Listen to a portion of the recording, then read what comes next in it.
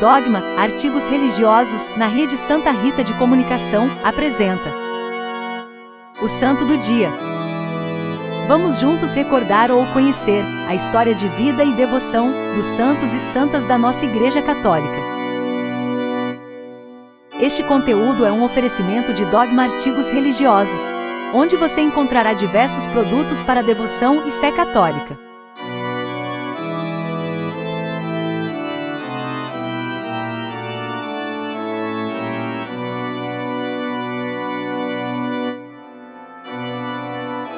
Hoje, lembramos do santo que se tornou o fundador da Ordem dos Cartuchos com seus 6 companheiros. Essa ordem é considerada a mais rígida de todas as ordens da Igreja, pelo exercício do silêncio, solidão, jejuns, penitências e orações. E que atravessou a história sem reformas e perdura até hoje na mesma radicalidade. Filho de família nobre de Colônia, na Alemanha, nasceu em 1030. Quando alcançou idade, ele foi chamado pelo Senhor ao sacerdócio e se deixou seduzir. Amigo e admirado pelo arcebispo de Reims, Bruno, inteligente e piedoso, começou a dar aulas na escola da catedral desse local e chegou a estudar na escola catedralícia de Reims. Adquirido o grau de doutor e nomeado cônego do capítulo da catedral, foi designado em 1056 escolaster, isto é, reitor da universidade. Foi um dos maestros mais renomados de seu tempo, um homem prudente e de palavra profunda. Bruno encontra-se cada vez menos à vontade numa cidade onde existem muitos motivos de escândalo por parte do alto clero e inclusive mesmo do arcebispo. Depois de ter lutado com sucesso contra estes problemas, Bruno experimenta o desejo de uma vida mais entregue exclusivamente a Deus. Em 1080, Concílio de Lyon, a ordem de Gregório VII. O Papa destitui definitivamente o arcebispo Manasés e ordena sua expulsão de Reims. Ao voltar para sua cidade, Bruno recebe o convite para o arcebispado, mas recusa o cargo. Tornando-se cinquentenário e cônego, ele amadureceu na inspiração de servir a uma ordem religiosa. Após curto estágio no mosteiro beneditino, retirou-se para uma região chamada Cartucha, com a aprovação e bênção de São Hugo, bispo de Grenoble, o qual lhe ofereceu um lugar. No mês de junho de 1084, o mesmo bispo conduziu Bruno e seus 6 colegas fundadores da ordem ao deserto do maciço montanhoso de Chartreuse e na Cartucha, que dará seu nome à ordem.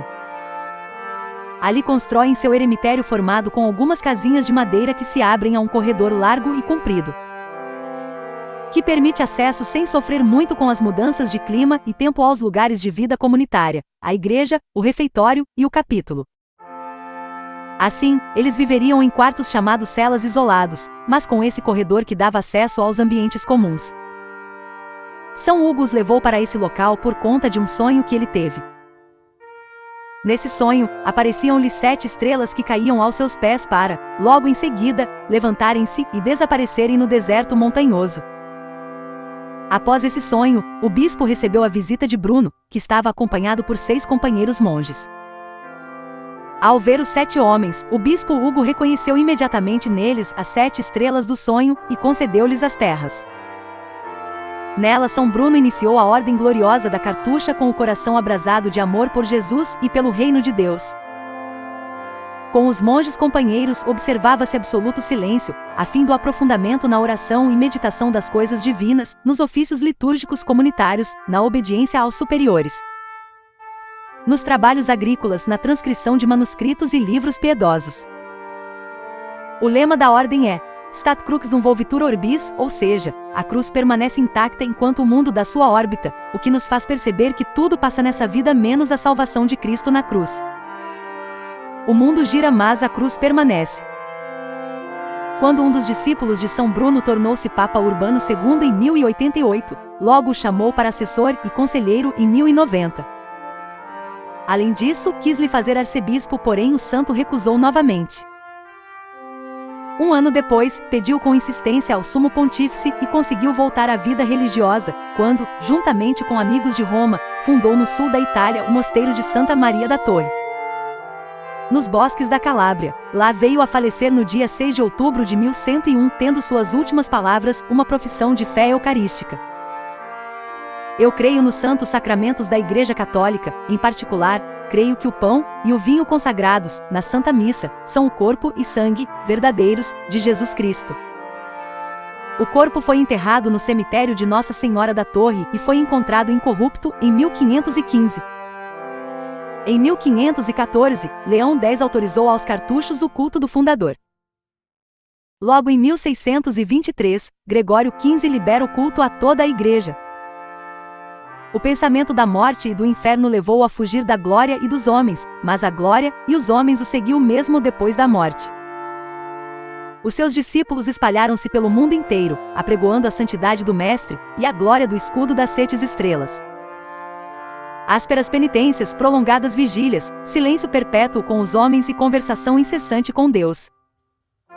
À porta da cela dos cartuchos morrem os rumores do mundo e começa o limiar do céu.